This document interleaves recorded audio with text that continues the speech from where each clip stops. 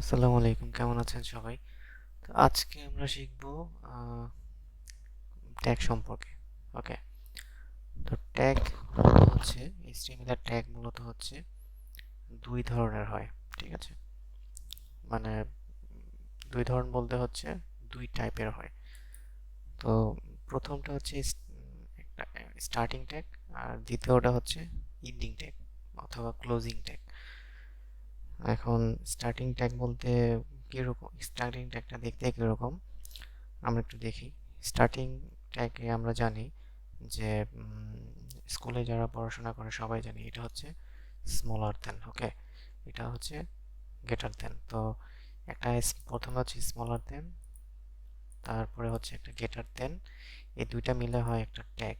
ঠিক আছে, তো এর ভিতরে যদি আমরা কোনো HTML ট্যাগ দিই, তখন এই পুরো ট্যাগটার নাম হয়ে যায় পি ট্যাগ। ঠিক আছে, এটার ভিতরে যদি আমি এখন H1 ট্যাগ দিই, তাহলে এটা হয়ে যায় হেডিং ট্যাগ। ঠিক আছে, তো আমরা আপাতত কোনো এলিমেন্টস দেব না, আপাতত দেখবো যে স্টার্টিং ট্যাগ দেখতে কিরকম। তো স্টার্টিং ট্যাগ মূলত দেখতে এরকম। হ্যাঁ, মানে হচ্ছে প্রথম হচ্ছে একটা স্মলার দেন, দেন হচ্ছে গ্রেটার দেন, এর ভিতরে থাকবে কি এলিমেন্ট। ঠিক আছে, তো এটা হচ্ছে স্টার্টিং ট্যাগ। স্টার্টিং ট্যাগ এরকমই হয়। এখন আহ, আরেকটা ট্যাগ আছে, সেটা হচ্ছে ক্লোজিং ট্যাগ।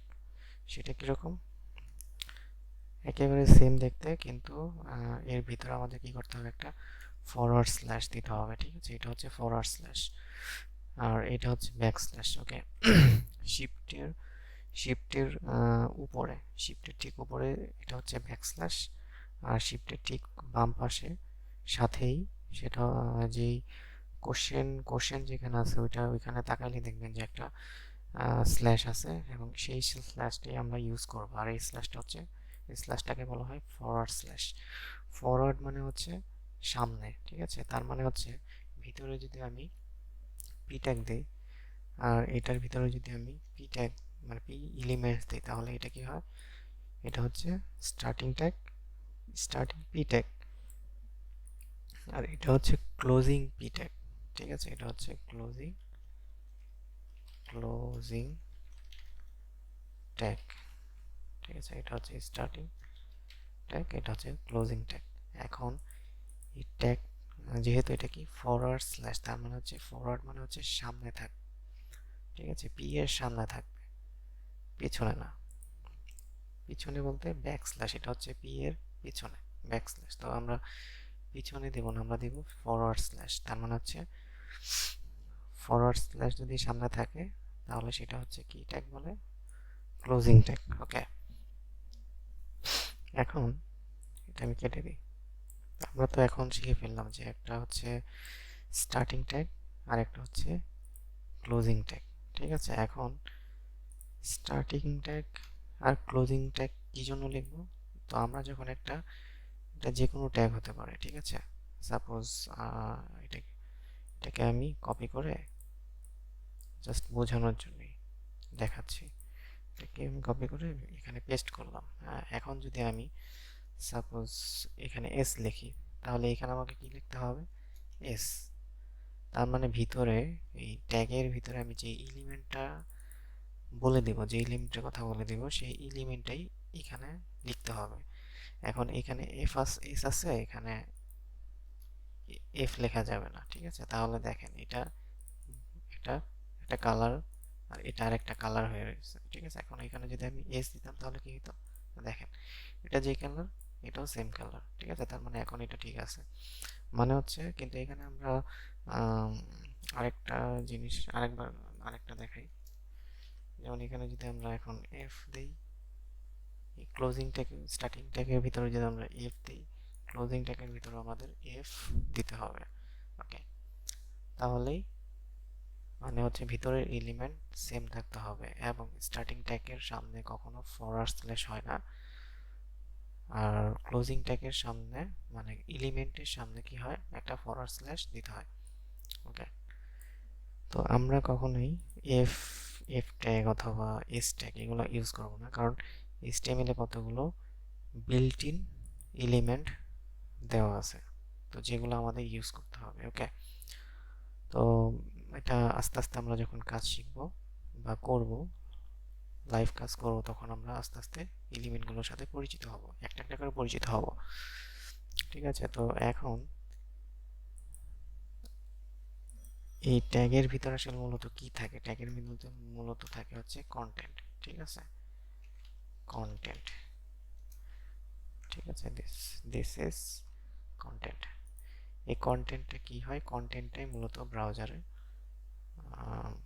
দেখায়।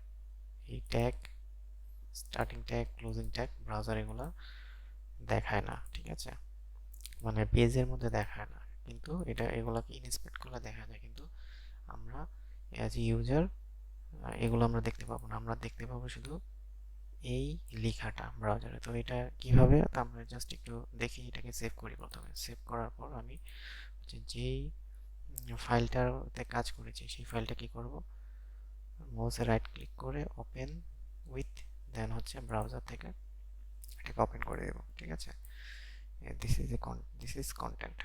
তো এখানে কি লেখা আছে? This is content. আশা করি এতটুকু বুঝতে পেরেছেন। এখন এই ফাইলটাকে কিভাবে সেভ করতে হবে সেটা দেখাতে যাচ্ছি। যেহেতু এটা আগে আমি সেভ করে ফেলেছি, তো আমি এটাকে কি করছি, এটাকে আমি কন্ট্রোল সি দিয়ে কপি করে আমি কি করলাম, এই যে এটা হচ্ছে ওপেন ফোল্ডার। ঠিক আছে, তো এই যে এখানে যদি আমি মাউসটা রাখি তখন দেখবো নিউ নিউ একটা অপশন পাবো। ঠিক আছে, এই নিউতে আমি কি করলাম, নিউতে একটা নতুন একটা ট্যাব ওপেন করলাম। তো এই ট্যাবটা মূলত HTML ফাইল না। ঠিক আছে, HTML টাইপের ফাইল না, এটা টেক্সট টাইপের ফাইল। যদি আমি এখানে কি করি, আমি আমার কোডটা পেস্ট করে দিই, তাহলে দেখবো ডিফারেন্সটা কি। এখানে পি ট্যাগটা কি, আমি যদি পি ট্যাগে কি করি, আমি যদি মাউসের কার্সারটা যদি ধরি তখন এটা হাইলাইট হয়ে আছে। তো এইখানে যদি আমি কার্সার ধরি, এটা দেখেন এটা হাইলাইট হচ্ছে না। ঠিক আছে, কারণ এটা HTML ফরম্যাটে নাই। ঠিক আছে, এখন আবার এটার এই ট্যাগের কালারটা আবার নীল। ঠিক আছে, কিন্তু এটার আবার ট্যাগের কালার ব্ল্যাক, সবগুলাই ব্ল্যাক। তো এই ফাইলটাকে কিভাবে HTML ফাইলে সেভ করতে হয় সেটা হচ্ছে, প্রথমে ফাইলে যাব আমরা। ফাইলে যেয়ে আমরা যাব হচ্ছে সেভ অ্যাজ। ওকে, সেভ এজে গিয়ে আমরা কি করবো, আমরা লোকেশনটা আগে কোথায় আমি সেভ করব সেটা বলে দিতে হবে। ঠিক আছে, তো এখানে আমরা একটা নাম দেব যে টেস্ট টু ডট এইচটিএমএল। ওকে, টেস্ট টু ডট এইচটিএমএল। আর এখান থেকে এসে আমরা কি করব, হাইপার টেক্সট খুঁজবো, যে হাইপার টেক্সট মার্কআপ ল্যাঙ্গুয়েজ। ঠিক আছে, এইচটিএমএল মানে হচ্ছে হাইপার টেক্সট মার্কআপ ল্যাঙ্গুয়েজ। আচ্ছা, আমি এখানে লিখি, নোটপ্যাডে লিখি HTML। ঠিক আছে, এটা হচ্ছে এইচতে হচ্ছে হাইপার, টিতে হচ্ছে টেক্সট, মার্কআপ, এলতে হচ্ছে ল্যাঙ্গুয়েজ। ঠিক আছে, এইচতে হচ্ছে হাইপার, টিতে হচ্ছে টেক্সট, এমতে মার্কআপ, এলতে ল্যাঙ্গুয়েজ। তার মানে HTML হচ্ছে hyper text markup language. Delete করে দিচ্ছি। তো এটাকে এখন কি করব, আমরা সেভ করব। ঠিক আছে, সেভ করার সাথে সাথে দেখেন এটা কালারটা কি হয়েছে, চেঞ্জ হয়ে গেছে। এখন আমি যদি সিলেক্ট করি তাহলে সেম এইটার মধ্যে যেভাবে কাজ করতেছিল আমরা দেখব যে এখানেও সেম ভাবে কাজ করতেছে। ঠিক আছে, আর এই যেহেতু এটা নতুন আমি একটা ফাইল সেভ করেছি, তো এটার কন্টেন্টটা আমি একটু চেঞ্জ করে দিই। ঠিক আছে, this is a second content. Okay, তারপর হচ্ছে এই যে সেভ আমি ক্লিক করব। দেন আমি আমার ফাইল যেখানে আছে সেখানে যাব। আমরা কি করছি, টেস্ট2 নামে একটা ফাইল তৈরি করছি। আমরা এখন এটাকে কি করব, open with Firefox. This is a second text. তো আমরা একটু কি করি, আমরা এখানে জাস্ট এটা চেঞ্জ করে দিই h1। ওকে, এলিমেন্টের নামটা চেঞ্জ করে দিই h1। এলিমেন্টের নাম চেঞ্জ করলে কি হয় দেখি। তো এখানে এখন যদি রিফ্রেশ দিই তাহলে দেখবো এটা কন্টেন্ট কি হয়ে গেছে, বড় হয়ে গেছে। এটা কারণ হচ্ছে আমি এখানে প্যারাগ্রাফ ট্যাগটা আগে ব্যবহার করেছিলাম, প্যারাগ্রাফ ট্যাগ। তো এখানে আবার আমি নতুন যে HTML ফাইল তৈরি করেছি, তো সেখানে আমি কি করছি, আমি প্যারাগ্রাফ না ইউজ করে আমি করেছি হেডিং ট্যাগ। ঠিক আছে, তো এই হেডিং ট্যাগ আবার 6 প্রকার। তো 6 প্রকারের মধ্যে এটা হচ্ছে এক প্রকার, এক ধরনের।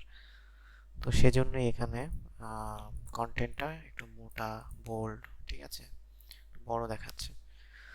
তো ধন্যবাদ সবাইকে, নেক্সট ক্লাসে দেখা হচ্ছে।